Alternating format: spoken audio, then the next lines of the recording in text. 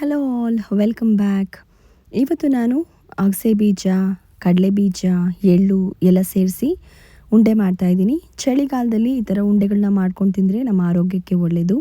ಚಳಿಗಾಲ ಸ್ಟಾರ್ಟ್ ಆಗ್ತಿದ್ದಂಗೆ ನಮ್ಮ ಆರೋಗ್ಯದಲ್ಲೂ ಏರುಪೇರು ಆಗುತ್ತೆ. ನನ್ನ ವಾಯ್ಸ್ ಅಂತೂ ಕಂಪ್ಲೀಟಾಗಿ ಚೇಂಜ್ ಆಗೋಗಿದೆ. ಈ ಒಂದು ಉಂಡೆ ಮಾಡೋದಕ್ಕೆ ಸ್ಟ್ಯಾಂಡರ್ಡ್ ಮೆಜರಿಂಗ್ ಕಪ್ ಇಲ್ಲ ಅಂದರೆ ನಾನು ತೋರಿಸಿದ ಹಾಗೆಯೇ ಯಾವುದೇ ಒಂದು ಬಟ್ಲಿದ್ರೂ ಅದರಲ್ಲಿ ನೀವು ಎಲ್ಲ ಮೆಷರ್ ಮಾಡಿಕೊಂಡು ಮಾಡ್ಕೋಬೋದು. ಇಲ್ಲಿ ನಾನು 1 ಕಪ್ಪಷ್ಟು ಅಗಸೆ ಬೀಜನ ತೊಗೊಂಡಿದ್ದೀನಿ.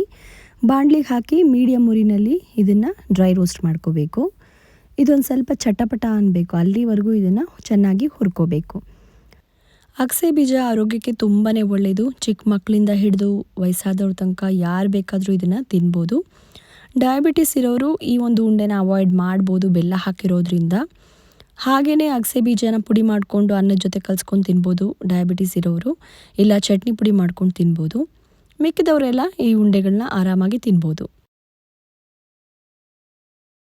ಅಗಸೆ ಬೀಜ ನಮ್ಮ ಹಾರ್ಟ್ ಹೆಲ್ತ್ಗೆ ಒಳ್ಳೆಯದು, ಡೈಜೆಷನ್ಗೆ, ಹಾಗೆಯೇ ನಮ್ಮ ಬೋನ್ನ ಗಟ್ಟಿ ಮಾಡೋದಕ್ಕೆ ಕೂಡ ತುಂಬಾ ಸಹಾಯ ಮಾಡುತ್ತೆ. ಹಾಗಾಗಿ ಚಳಿಗಾಲದಲ್ಲಿ ನಮಗೆ ಸ್ವಲ್ಪ ಈ ಮಸಲ್ ಕ್ರ್ಯಾಂಪ್ ಆಗೋದು, ಇಲ್ಲಾಂದರೆ ಬೋನ್ ಸ್ವಲ್ಪ ವೀಕ್ ಆಗೋದು ಇದೆಲ್ಲ ಜಾಸ್ತಿ. ಹಾಗಾಗಿ ಇದನ್ನು ಮಾಡ್ಕೊಂಡು ತಿಂದರೆ ಆರೋಗ್ಯಕ್ಕೆ ತುಂಬ ಒಳ್ಳೆಯದು.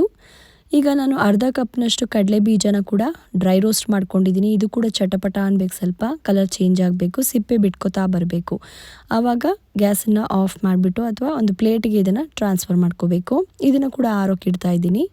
ಸೊ ಇದು 2 ಆರೋಷ್ಟೊತ್ತಿಗೆ ನಾನು 1/4 ಕಪ್ನಷ್ಟು ಬಿಳಿ ಎಳ್ಳನ್ನು ಕೂಡ ಹಾಕ್ಕೊಂಡು ಇದನ್ನು ಕೂಡ ಒಂದು 2-3 ನಿಮಿಷ ಡ್ರೈ ರೋಸ್ಟ್ ಮಾಡ್ಕೋತಾ ಇದ್ದೀನಿ. ಇದು ಒಂದು ಸ್ವಲ್ಪ ಕಲರ್ ಚೇಂಜ್ ಆಗಿ ಘಮ ಬರುತ್ತೆ, ಹಾಗೆ ಚಟಪಟ ಅನ್ನುತ್ತೆ.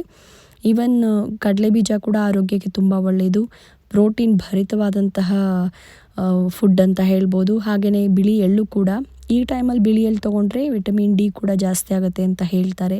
ಕ್ಯಾಲ್ಶಿಯಂ ಕೂಡ ನಮಗೆ ಸಿಗುತ್ತೆ. ಸೊ ಓವರಾಲ್ ಆಗಿ ಈ ಉಂಡೆನ ನೀವು ತಿಂದರೆ ಆರೋಗ್ಯಕ್ಕೆ ತುಂಬ ಒಳ್ಳೆಯದು. ಸೊ ಇವಾಗ ಎಳ್ಳನ್ನು ಕೂಡ ನಾನಿಲ್ಲಿ ಡ್ರೈ ರೋಸ್ಟ್ ಮಾಡಿ ಒಂದು ಪ್ಲೇಟಿಗೆ ಹಾಕಿ ಇಟ್ಕೋತಾ ಇದ್ದೀನಿ. ಇದು 3 ಆರಕ್ಕೆ ಇಡಬೇಕು. ಸೊ ಇಲ್ಲಿ ಕಡಲೆ ಬೀಜ ಆರಿದೆಯಲ್ಲ, ಇದನ್ನು ನಾನು ಕೈನಲ್ಲೇ ಉಜ್ಕೊಂಡು ಸಿಪ್ಪೆ ಬಿಡಿಸ್ಕೊತಾ ಇದ್ದೀನಿ. ನೀವು ಬೇಕಿದ್ರೆ ಒಂದು ಬಟ್ಟೆಗೆ ಹಾಕಿಬಿಟ್ಟು ಚೆನ್ನಾಗಿ ಉಜ್ಕೊಂಡ್ರೆ ಈಸಿಯಾಗಿ ಸಿಪ್ಪೆ ಬಿಟ್ಕೊಳ್ಳುತ್ತೆ. ನಾನಿಲ್ಲಿ ಸ್ವಲ್ಪನೇ ಇರೋದು ಅಂತ ಕೈನಲ್ಲೇ ಉಜ್ತಾ ಇದ್ದೀನಿ. ಇಲ್ಲಾಂದರೆ ಚಪಾತಿ ಲಟ್ಸೋ ಲಟ್ಟಣಿಗೆಲ್ಲಿ ಕೂಡ ನೀವು ಇದನ್ನು ಸ್ವಲ್ಪ ಇದ್ರ ಮೇಲೆ ಉಜ್ಕೊಂಡ್ರೆ ಸಿಪ್ಪೆ ಈಸಿಯಾಗಿ ಬಿಟ್ಕೊಳ್ಳುತ್ತೆ. ಇವಾಗೇನು ಆನ್ಲೈನಲ್ಲಿ ಮಾರ್ಕೆಟಲ್ಲಿ ಎಲ್ಲ ಕಡೆಯೂ ನಿಮಗೆ ಸಿಪ್ಪೆ ತೆಗೆದಿರುವಂತಹ ರೋಸ್ಟ್ ಮಾಡಿರುವಂತಹ ಕಡಲೆ ಬೀಜನೇ ಸಿಗುತ್ತೆ. ಬೇಕು ಅಂದರೆ ಅದನ್ನು ಕೂಡ ನೀವು ತೊಗೊಂಡು ಬರ್ಬೋದು. ಅದನ್ನು ತಂದರೆ ಡ್ರೈ ರೋಸ್ಟ್ ಮಾಡುವಂತಹ ಕೆಲಸ ಇರೋದಿಲ್ಲ. ಸೊ ಇವಾಗ ನಾನು ಅಗಸೆ ಬೀಜನ ಇದು ಡ್ರೈ ಮಿಕ್ಸರ್ ಜಾರ್ಗೆ ಹಾಕ್ಕೊಂಡು ಇದನ್ನು ಪಲ್ಸ್ ಮೋಡಲ್ಲಿ 4-5 ಸಲ ಪುಡಿ ಮಾಡ್ಕೊತಾ ಇದ್ದೀನಿ. ಇದನ್ನು ತುಂಬ ಹೊತ್ತು ಅಂದರೆ ತುಂಬ ಹೊತ್ತು ಗ್ರೈಂಡ್ ಮಾಡಬಾರ್ದು, ಯಾಕಂದರೆ ಇದು ಬೇಗ ಎಣ್ಣೆ ಬಿಟ್ಕೊಂಡ್ಬಿಡುತ್ತೆ. ಆವಾಗ ನಮಗೆ ಒಂಥರ ಬಟರ್ ಥರ ಆಗಿಬಿಡುತ್ತೆ. ಸೊ ನಮಗೆ ಬರೀ ಪೌಡರ್ ಕನ್ಸಿಸ್ಟೆನ್ಸಿ ಬೇಕು. ಹಾಗಾಗಿ ಪಲ್ಸ್ ಮೋಡಲ್ಲೇ ಇದನ್ನು ಒಂದು 4-5 ಸಲ ತಿರುಗಿಸಿದ್ರೆ ಸಾಕು, ಪುಡಿ ಆಗುತ್ತೆ. ಸೊ ಇವಾಗ ಇದನ್ನು ಒಂದು ಪ್ಲೇಟಿಗೆ ಹಾಕೋತಾ ಇದ್ದೀನಿ ನಾನು. ಸೊ ಇದು 3 ಸಪ್ರೇಟಾಗಿ ಪುಡಿ ಮಾಡ್ಕೋಬೇಕು, ಯಾಕಂದರೆ ಕಡಲೆ ಬೀಜ ಸ್ವಲ್ಪ ದಪ್ಪ ದಪ್ಪ ಇರೋದ್ರಿಂದ ಬೇಗ ನುರಿಯೋದಿಲ್ಲ. ಇವೆರಡು ಬೇಗ ನುರ್ತಿ ಪುಡಿಯಾಗಿ ಎಣ್ಣೆ ಬಿಟ್ಕೊಂಡ್ಬಿಡುತ್ತೆ. ಹಾಗಾಗಿ ಸಪ್ರೇಟಾಗಿಯೇ ಇದು 3 ಪುಡಿ ಮಾಡ್ಕೋಬೇಕಾಗತ್ತೆ. ಇವಾಗ ಕಡಲೆ ಬೀಜದ್ದು ಸಿಪ್ಪೆ ಕೂಡ ತೆಗೆದು ನಾನು ರೆಡಿ ಮಾಡಿ ಇಟ್ಕೊಂಡಿದ್ದೀನಿ. ಅದನ್ನು ಕೂಡ ಇದೇ ಮಿಕ್ಸರ್ ಜಾರ್ಗೆ ಹಾಕ್ಕೊಂಡು ಒಂದು 3-4 ಸಲ ಪಲ್ಸ್ ಮೋಡಲ್ಲಿ ಇದನ್ನು ಪುಡಿ ಮಾಡ್ಕೋತಾ ಇದ್ದೀನಿ. ತುಂಬ ನೈಸ್ ಪುಡಿ ಮಾಡ್ಕೋತಾ ಇಲ್ಲ, ಸ್ವಲ್ಪ ಬೀಜ ಹಂಗಂಗೆ ಸಿಕ್ಕಿದ್ರೆ ಬಾಯಿಗೆ ಚೆನ್ನಾಗಿರುತ್ತೆ ಉಂಡೆನಲ್ಲಿ. ಹಾಗಾಗಿ ಹಾಗೇ ಸ್ವಲ್ಪ ತರ್ತರಿಯಾಗಿಯೇ ಪುಡಿ ಮಾಡ್ಕೊಂಡಿದ್ದೀನಿ. ಇವಾಗ ಬಿಳಿ ಎಳ್ಳನ್ನು ಕೂಡ ಇದೇ ರೀತಿ ಒಂದು 2-3 ಸಲ ಪಲ್ಸ್ ಮಾಡಿಕೊಂಡ್ರೆ ಸಾಕು, ಯಾಕಂದರೆ ಬಿಳಿ ಎಳ್ಳು ತುಂಬ ಚಿಕ್ಕ ಚಿಕ್ಕ ಬೀಜ ಅಲ್ವಾ, ಹಾಗಾಗಿ ಬೇಗ ಪುಡಿ ಆಗೋಗುತ್ತೆ. ಇದನ್ನು ಕೂಡ ಇದೇ ಥರ ಪಲ್ಸ್ ಮೋಡಲ್ಲಿ ಮಾಡಿಕೊಂಡು ಈ ಪ್ಲೇಟಿಗೆ ಹಾಕ್ಕೊಂಡು ಇದು 3 ಮಿಕ್ಸ್ ಮಾಡ್ಕೋಬೇಕು. ಇದು 3 ಮಿಕ್ಸ್ ಮಾಡಿಕೊಂಡು ಎತ್ತಿಟ್ಕೊಂಡು ಬೆಲ್ಲದ ಪಾಕ ರೆಡಿ ಮಾಡ್ಕೊಂಡ್ಬಿಟ್ರೆ ಆಗೋಗುತ್ತೆ, ಬೇಗ ಆಗುತ್ತೆ. ಒಂದು ಅರ್ಧ ಗಂಟೆಲಿ ನೀವು ಈ ಉಂಡೆಗಳನ್ನ ರೆಡಿ ಮಾಡ್ಕೋಬೋದು. ಇವಾಗ ನಾನು ಮಾಡಿರೋ ಅಳತೆಗೆ ಒಂದು 22 ಉಂಡೆ ಆಗುತ್ತೆ, ಚಿಕ್ಕ ಚಿಕ್ಕ ಉಂಡೆಗಳನ್ನೇ ಮಾಡಿರೋದು. ಸೊ ಅದರಲ್ಲಿ ಒಂದು 22 ಉಂಡೆ ಆಗುತ್ತೆ. ನೀವಿನ್ನೂ ಜಾಸ್ತಿ ಮಾಡ್ಕೋಬೇಕು ಅಂದರೆ ಇನ್ನೂ ಜಾಸ್ತಿ ಕ್ವಾಂಟಿಟಿ ಹಾಕೋಬೋದು, ಅಥವಾ ಇನ್ನು ಸ್ವಲ್ಪ ದಪ್ಪ ದಪ್ಪ ಉಂಡೆ ಮಾಡಿಕೊಂಡ್ರೆ ಇನ್ನು ಸ್ವಲ್ಪ ಕಡಿಮೆ ಆಗುತ್ತೆ ಉಂಡೆಗಳು. ಸೊ ನಿಮ್ಗೆ ಹೆಂಗೆ ಇಷ್ಟನೋ ಹಾಗೆ ಮಾಡ್ಕೋಬೋದು. 1/4 ಕಪ್ಪಷ್ಟು ಬೆಲ್ಲನ ನಾನಿಲ್ಲಿ ಬಾಣಲಿಗೆ ಹಾಕೋತಾ ಇದ್ದೀನಿ. ನಾನಿಲ್ಲಿ ಪುಡಿ ಬೆಲ್ಲನೇ ಯೂಸ್ ಮಾಡ್ತಾ ಇದ್ದೀನಿ, ಆರ್ಗ್ಯಾನಿಕ್ ಬೆಲ್ಲ. ನಿಮಗೆ ಅಕಸ್ಮಾತ್ ಬೆಲ್ಲದಲ್ಲಿ ಗಲೀಜಿದೆ ಅನಿಸಿದ್ರೆ ಬೆಲ್ಲನ ಕರಗಿಸಿದ ಮೇಲೆ ಶೋಧಿಸ್ಕೋಬೋದು. ಸೊ 1/4 ಕಪ್ಪು ನನಗೆ ಸಾಕು ಅನ್ನಿಸ್ತು. ಸ್ವೀಟ್ ಜಾಸ್ತಿ ಇಷ್ಟಪಡೋರು 1.5 ಕಪ್ ತನಕನೂ ಬೆಲ್ಲನ ಹಾಕ್ಕೋಬೋದು. ಇದಕ್ಕೆ ಅರ್ಧ ಕಪ್ಪಷ್ಟು ನೀರನ್ನು ಹಾಕಿಬಿಟ್ಟು ಇದನ್ನು ಕರಗಿಸ್ಕೋಬೇಕು ಚೆನ್ನಾಗಿ. ಸ್ಟಾರ್ಟಿಂಗಲ್ಲಿ ಸ್ವಲ್ಪ ನಾನು ಹೈ ಫ್ಲೇಮ್ನಲ್ಲೇ ಇದನ್ನು ಕುದಿಸ್ಕೊಳ್ಳೋಕೆ ಇಟ್ಕೋತಾ ಇದ್ದೀನಿ, ಬೇಗ ಆಗುತ್ತೆ ಅಂತ ಹೇಳಿ. ಇದೊಂದು ಸ್ವಲ್ಪ ಪಾಕ ಬರ್ತಿದ್ದಂಗೆ ಉರಿನ ಕಡಿಮೆ ಮಾಡಿಕೊಂಡ್ರೆ ಆಯಿತು. ನಮಗೆ ಇದಕ್ಕೆ ಒಂದೆಳೆ ಪಾಕ ಬೇಕು. ಸೊ ಅದಕ್ಕೆ ಬೇಗ ಕುದೀಲಿ ಅಂತ ಹೇಳಿಬಿಟ್ಟು ನಾನು ಹೈ ಫ್ಲೇಮ್ನಲ್ಲಿ ಒಂದು 2-3 ನಿಮಿಷ ಇದನ್ನು ಚೆನ್ನಾಗಿ ಮಿಕ್ಸ್ ಮಾಡ್ತಾ ಕುದಿಸ್ತಾ ಇದ್ದೀನಿ. ಸ್ವಲ್ಪ ಮಿಕ್ಸ್ ಮಾಡ್ತಾ ಕುದಿಸಿದ್ರೆ ಬೇಗ ಗಟ್ಟಿ ಬರುತ್ತೆ ಅಂತ ಹೇಳಿ. ಇವಾಗ ಇದು ಕುದಿ ಬರ್ತಾ ಇದೆ ನೋಡಿ. ಸೊ ಇವಾಗ ಮಿಕ್ಸ್ ಮಾಡಿಬಿಟ್ಟು ನಿಮಗೆ ಕೈಯಲ್ಲಿ ನೋಡಿದ್ರೆ ಗೊತ್ತಾಗುತ್ತೆ ಅಂಟು ಪಾಕ ಬಂದಿದೆಯಾ ಅಂತ. ಒಂದೆಳೆ ಬಂದರೆ ಒಂದೆಳೆ ಪಾಕ ಬಂದಿದೆ ಅಂತ ಅರ್ಥ. ಇಷ್ಟೇ, ಇದಕ್ಕೆಲ್ಲ ಪುಡಿಗಳನ್ನ ಹಾಕ್ಬಿಟ್ಟು ಮಿಕ್ಸ್ ಮಾಡಿಬಿಟ್ರೆ ಆಗೋಯ್ತು. ಈಸಿಯಾಗಿ ಆಗೋಗುತ್ತೆ, ಬೇಗ ಆಗುತ್ತೆ, ಏನು ಕಷ್ಟಪಡಬೇಕಾಗಿಲ್ಲ ಜಾಸ್ತಿ. ಆ್ಯಂಡ್ ನಾವು ಉಪಯೋಗಿಸಿರೋ ಎಲ್ಲ ಪದಾರ್ಥಗಳು ಆರೋಗ್ಯಕ್ಕೆ ತುಂಬಾ ಒಳ್ಳೆಯದು.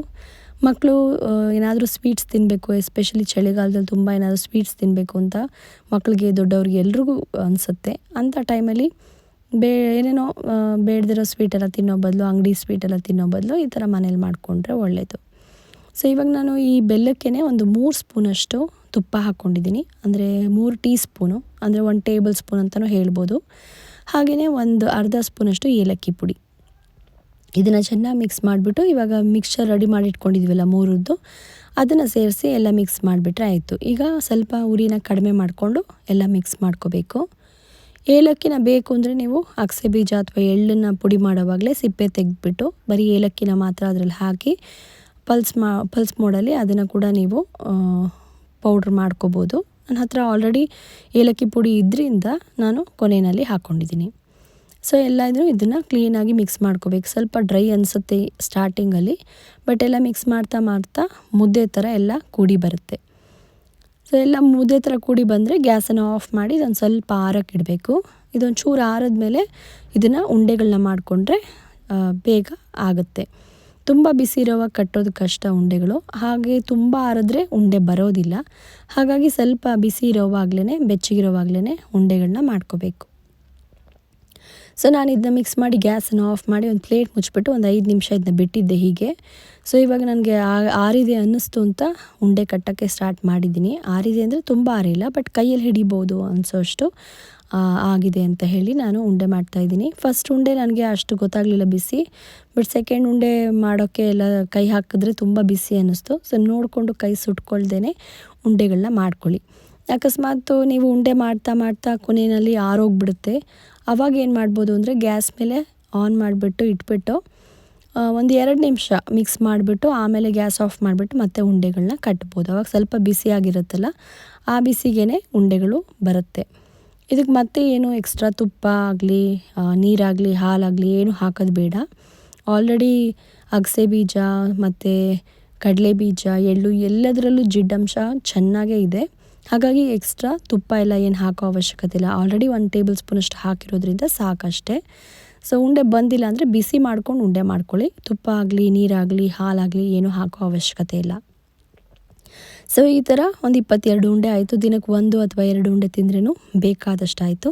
ನೀವು ಒಂದು ಸಲ ಟ್ರೈ ಮಾಡಿ ನೋಡಿ. ಕಮೆಂಟ್ಸ್ನಲ್ಲಿ ಹೇಗೆ ಬಂತು ಅಂತ ಹೇಳೋದನ್ನು ಮರಿಬೇಡಿ.